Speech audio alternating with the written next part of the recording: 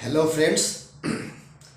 जैसा कि आप जानते हो कि मैं कंटिन्यूसली जो आपके इंटरेस्ट से रिलेटेड वीडियोज़ हैं उसको लगातार आपसे शेयर कर रहा हूं, ताकि आपको रोज़मर्रे के कामों में, चाहे वो टैक्स प्लानिंग से रिलेटेड हो, चाहे वो आपके बिजनेस से रिलेटेड हो, या कैरियर अकाउंटेंट को कैरियर से रिलेटेड हो, हम इन चीज़ों पे लगातार वीडियो बनाते जा रहे हैं और हमारे सारे वीडियोज़ हमारे यूट्यूब चैनल पे उपलब्ध हैं। आप कभी भी ये सारे वीडियोज़ को आप देख सकते हो।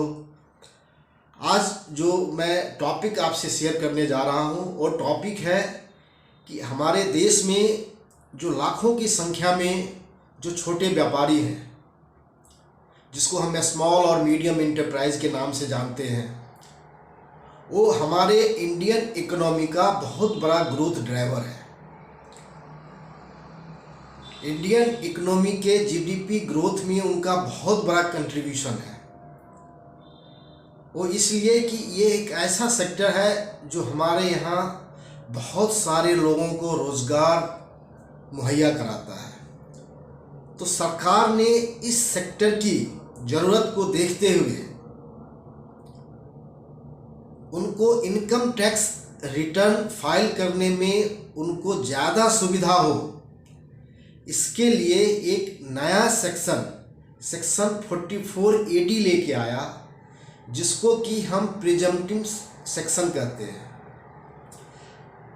कि किस तरह से छोटे व्यापारी जब अपना व्यवसाय कर रहे हैं और उस व्यवसाय के दौरान उनको जो इनकम टैक्स की रिटर्न फाइल करनी है, वो किस तरीके से फाइल करें कि उन पे कम से कम कागजी बोझ का दबाव हो, कम से कम फॉर्मेलिटी हो और अधिक से अधिक राहत हो। ये सारी बातें हम आपको इस वीडियो में बताने जा रहे हैं। और आपको इस वीडियो का अगर पूरा बेनिफिट लेना है तो आप इस वीडियो को एंड तक देखें, तभी आपको अपने बिजनेस से रिलेटेड कि हम किस तरह के से अपने बिजनेस में इसका ज़्यादा से ज़्यादा फ़ायदा उठा सकते हैं, आपको उसका बेनिफिट मिलेगा। तो अगर आप में से कोई भी पहली बार अगर हमारे इस YouTube चैनल से जुड़ रहे हैं तो सबसे पहले आप इस चैनल को सब्सक्राइब करें, हमारे नोटिफिकेशन बेल बटन को प्रेस करके रखें, ताकि आपको जितनी भी अपकमिंग वीडियोज़ हैं उसकी नोटिफिकेशन आप तक पहुंच पाए और आप हमारे सारे वीडियोज़ का जो है बेनिफिट उठा सकें।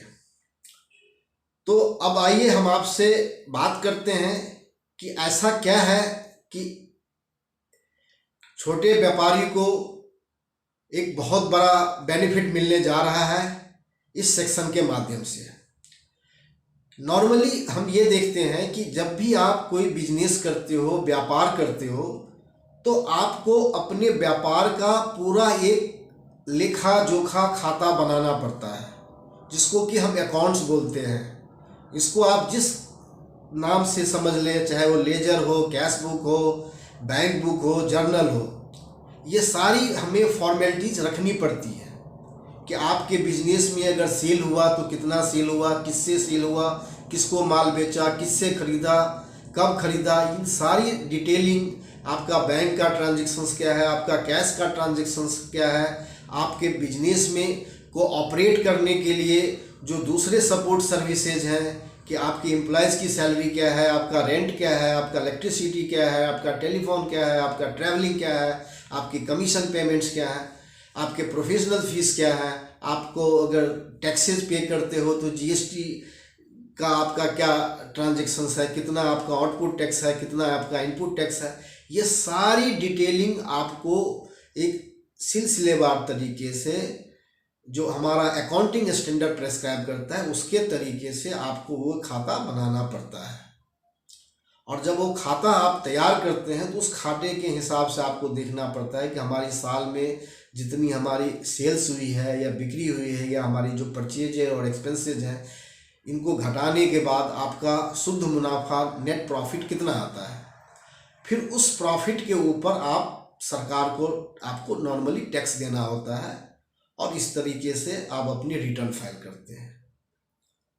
अब इसमें सबसे बड़ी समस्या क्या आ रही थी कि आप जब भी इस तरह के व्यापारी अपनी रिटर्नें फाइल करते थे तो इनकम टैक्स डिपार्टमेंट हमेशा कोई न कोई नोटिसेस भेजते थे कि आपने सेल्स कम दिखाया, आपने खर्चे ज़्यादा दिखाया। इस तरह की बहुत तरह की एक लिटिगेशन की अप्रोच हमेशा एक व्यापारी और टैक्स डिपार्टमेंट के बीच बना रहता था और ये केसेस काफ़ी संख्या में आते थे।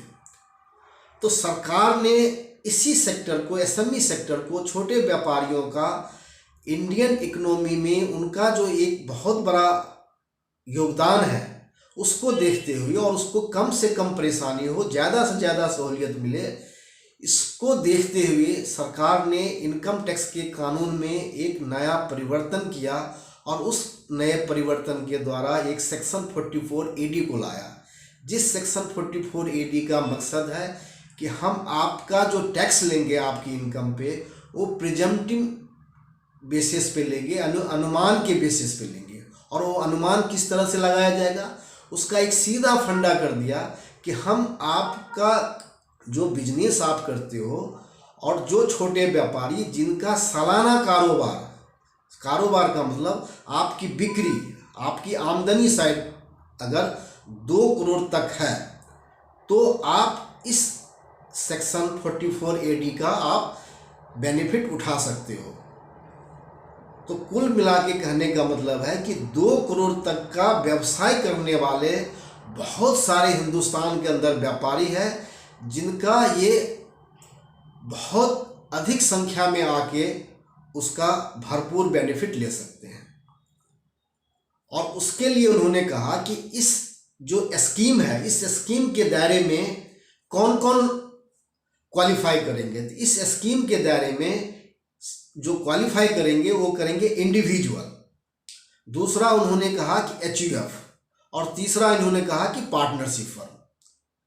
तो एक बात आप जान लें, जब मैं इंडिविजुअल की बात करता हूं तो प्रोप्राइटरशिप फर्म भी इसके दायरे में आते हैं, क्योंकि प्रोप्राइटरशिप फर्म का मालिक एक ही होता है। तो इंडिविजुअल और प्रोप्राइटरशिप फर्म के अंदर कोई अंतर नहीं है। तो इसमें इंडिविजुअल, प्रोप्राइटरशिप फर्म, HUF और आपको पार्टनरशिप फर्म, ये 3 कैटेगरी के जो बिजनेसमैन हैं वही बिजनेसमैन सेक्शन 44AD के अंदर कवर करेंगे, बशर्ते उनकी जो सालाना टर्नओवर है, बिक्री है, वो 2 करोड़ तक होनी चाहिए। अगर उसके ज़्यादा हैं तो वो सेक्शन 44AD के तहत नहीं आएगा।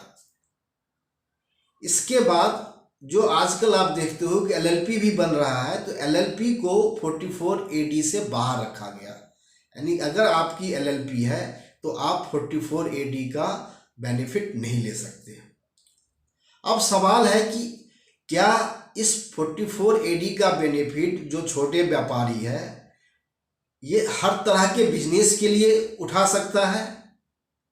तो जवाब है नहीं, इसमें कुछ बिजनेसेस को इसके दायरे से बाहर रखा गया। वो बिजनेस कौन सा है? अगर कोई छोटा व्यापारी, उनका कोई ट्रांसपोर्ट का बिजनेस है या ट्रक का बिजनेस है तो वो इसके दायरे के बाहर है, नंबर 1। नंबर 2, अगर कोई भी ये छोटे व्यापारी कमीशन बेसिस पे कमीशन एजेंट है और उस तरह का काम करता है तो उसको भी ये 44AD का लाभ नहीं मिलेगा।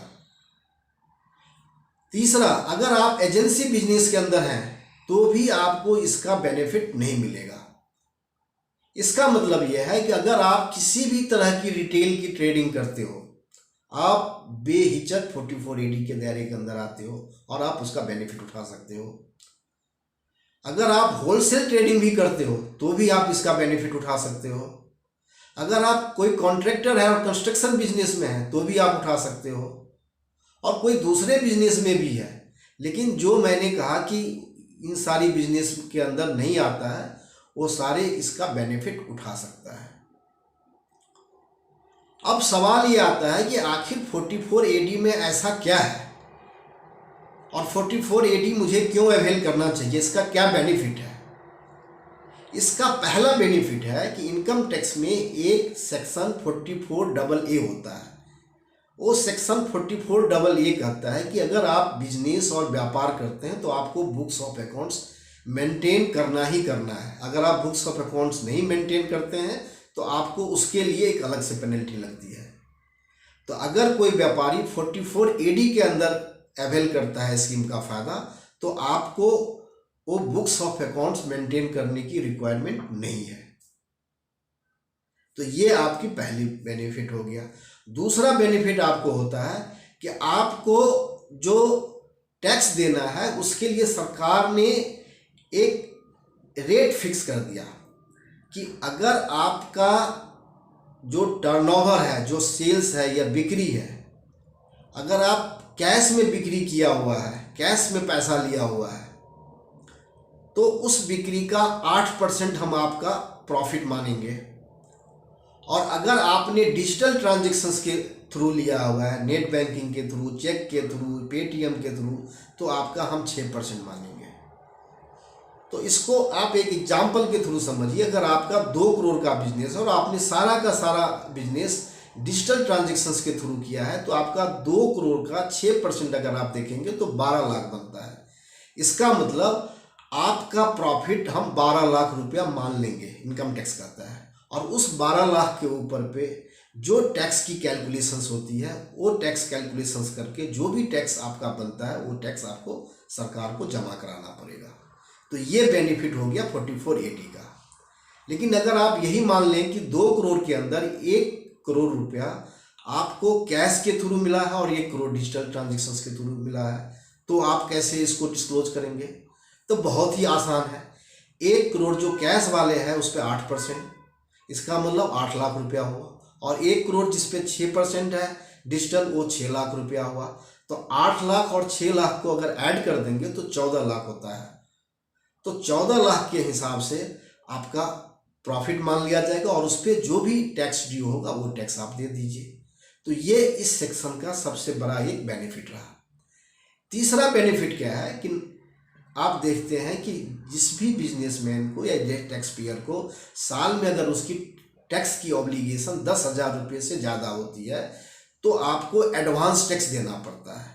और सरकार ने एडवांस टैक्स के लिए जो है सो 3-4 डेट रखा हुआ है। कंपनीज के लिए 4 है, इंडिविजुअल के लिए 3 है। तो 15 जून, 15 सितंबर, 15 दिसंबर, 15 मार्च। तो सरकार ने कहा कि छोटे व्यापारी जो 44AD के दायरे में आता है, आपको इस एडवांस टैक्स के चक्कर में नहीं फंसना है। आपका जो भी टैक्स ड्यू होगा उस साल का आप 15 मार्च तक जमा करा दीजिए। आपको कोई 15 सितंबर दिसंबर वाली डेट आपके ऊपर अप्लीकेबल नहीं होगी। तो एक तो बेनिफिट ये हो गया। इसके बाद सरकार ने इसके पीछे एक कंडीशंस भी रख दिया। अब बहुत सारे टैक्स पेयर बहुत चालाक होते हैं, वो सोचेंगे कि इस साल में 44AD ले लो, अगले साल में 44AD का बेनिफिट नहीं ले लो।